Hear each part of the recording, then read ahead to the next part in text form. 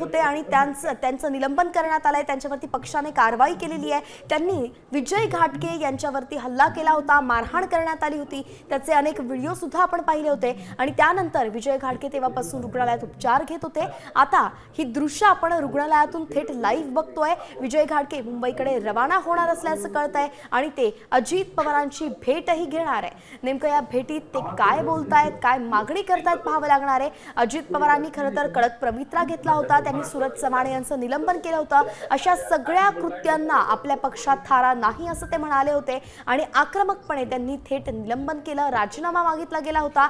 त्यानुसार आता आपण पाहतोय की विजय घाटगे हे माध्यमांशी संवाद साधतायत, अजित पवारांची ते भेट घेणार आहेत। आज ते मुंबईकडे येणार असल्याचं कळतंय। नेमकं ते माध्यमांशी संवाद साधताना काय बोलतायत हे पाहावं लागणार आहे। विजय घाटगेंनी सूरज चव्हाण यांनी जे शरण आले होते सूरज चव्हाण, त्याबद्दल सुद्धा एक महत्त्वाचा दावा केला होता की संपूर्ण नाटक असल्याचं ते म्हणाले होते। सूरज चव्हाण शरण आले आणि अगदी काही तासांमध्येच त्यांना जामीन सुद्धा मंजूर झाला होता आणि हे सगळं रात्रीच्या दरम्यान घडलं होतं, मध्यरात्रीच्या दरम्यान घडलं होतं, म्हणून हे सगळं नाटक असल्याचं सुद्धा विजय घाटगे यांचं म्हणणं आहे। विजय घाटगेंना सूरज चव्हाणांनी मारहाण केली होती, जी दृश्य आपण आमच्या स्क्रीनवरती सध्या पाहतोय। तुमची आपण जर बघितलं तर आता विजय घाटगेला मुंबईच्या दिशेने या मोठ्या संख्येने कार्यकर्ते देखील या ठिकाणी जमा झाले।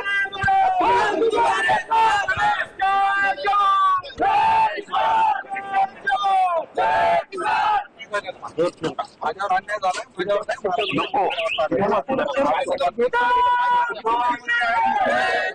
राज्यपालांच्या दारात जाऊन बसणार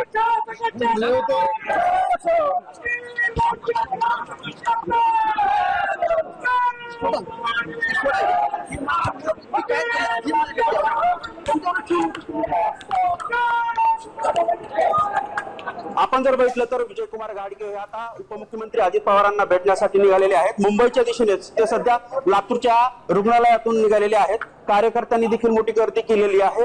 जर अजित पवारांनी वेळ नाही दिला तर मुख्यमंत्री देवेंद्र फडणवीस यांना भेटणार आहेत। जर मुख्यमंत्र्यांनी जर वेळ नाही दिला तर राज्यपालाला भेटणार असल्याची देखील माहिती आत्ताच विजयकुमार घाटगे यांनी दिलेली आहे। ते आता लातूरच्या अपोलो रुग्णालयातून थेट मुंबईच्या दिशेने उपमुख्यमंत्री अजित पवारांना भेटण्यासाठी निघालेत। कार्यकर्त्यांची देखील मोठी गर्दी जी आहे ते या रुग्णालयाबाहेर पाहायला मिळते।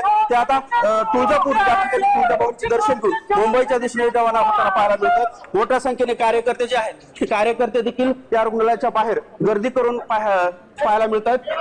त्यांना ॲम्ब्युलन्स आता isakal.com आहे देशातील नंबर 1 ची मराठी न्यूज वेबसाईट। प्रत्येक अपडेटसाठी isakal.com ला नक्की भेट द्या।